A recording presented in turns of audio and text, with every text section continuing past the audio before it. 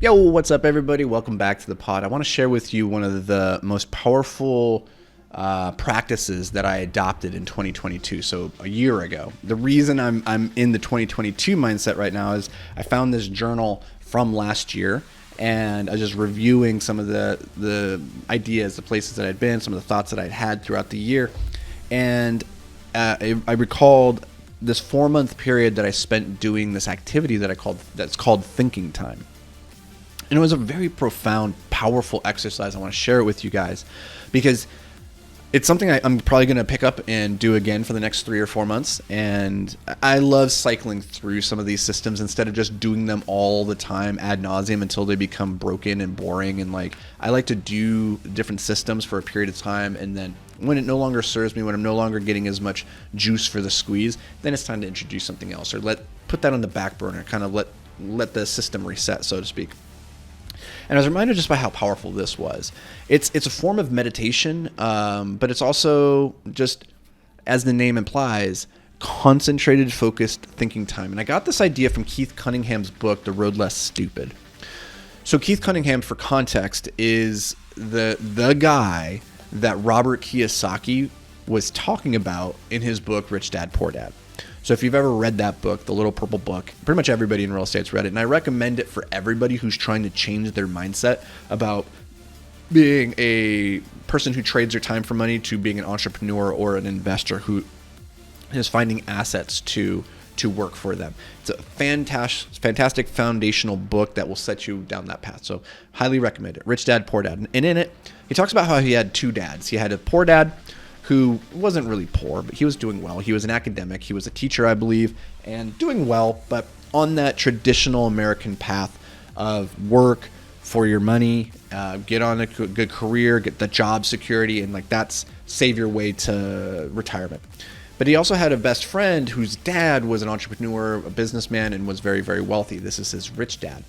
And so Robert in this book compares the 2 ideas between what he's hearing about finances in life and how to navigate career choices and all this from his poor dad, and the same advice that he's hearing, or different advice but on the same topics, from his rich dad. And the messages are so very, very different in how they think about things.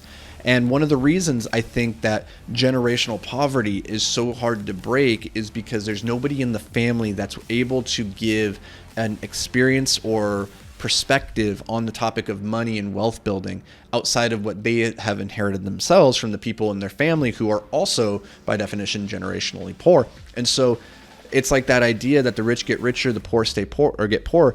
And it's because the ideas and the frameworks that they both are operating on, one is more advantageous for building wealth, and it's being passed from generation to generation, and it's a compounding interest flywheel that just compounds upon itself. And it's the same on the other side. When the message that you're sending and you're teaching people about finances is inherently flawed, then that flywheel is going to compound in the opposite direction, right?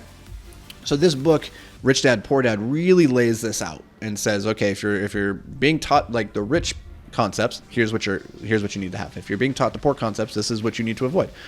Now, he never explicitly says who the rich dad is in his book. Well, it turns out it's Keith Cunningham. And he wasn't actually, to my knowledge, had nothing to do with Robert Kiyosaki when he was a kid or anything like that. I think this was all just a narrative that Robert created to help frame the book. Doesn't make any of the ideas any less powerful or true. Maybe truthy would be a better way of putting it. But Keith Cunningham is a fantastic businessman who's put out a lot of great content, great thinker, and he wrote a book called The Road Less Stupid. And in The Road Less Stupid, it's really just laying the foundation for this one principle that he expounds, which is thinking time. And the way it works is he sits down every morning for an hour in a very structured, organized way. He sits in a very particular chair. He sits in a very particular way. He explains exactly how he sits so that he can not get distracted. He faces away from the window. He has just a pen in his hand and a notebook, and he just writes constantly. His goal for the whole hour is to not let the pen ever stop moving. And what I find really powerful about this is you end up getting a lot of content at the end of that hour. You get a lot of ideas that are just bubbling up to the surface, and your only goal is to not necessarily critique or edit what's coming out of you. It's just to let it come forth. And what you're using as like the focusing prism point on the things coming out of you is a singular question. A singular question that you write down at the top of the page, and then you just ideate on that one question for an entire hour. And so one of the things that this book is really trying to help you with is figuring out what are the really good questions worth unpacking. And for instance, this one for me, what would make 2022 an incredible year?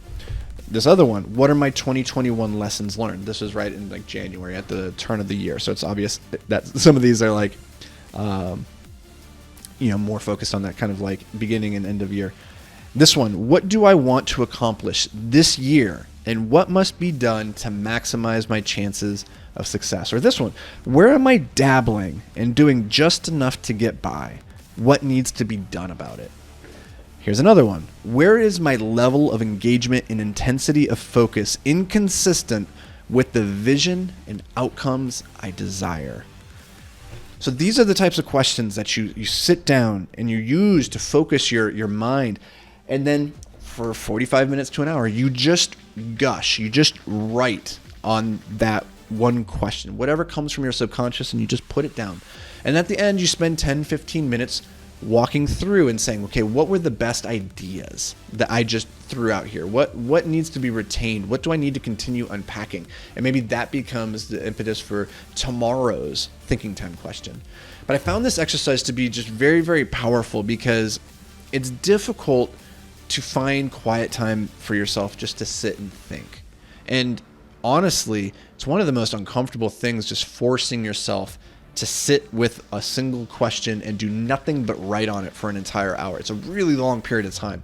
So you're simultaneously building the muscle of discipline, of consistency, of patience. All these things are fantastic. But on top of this, you're also learning how to write. You're learning how to think more clearly, how to formulate your thoughts and share them on a piece of paper.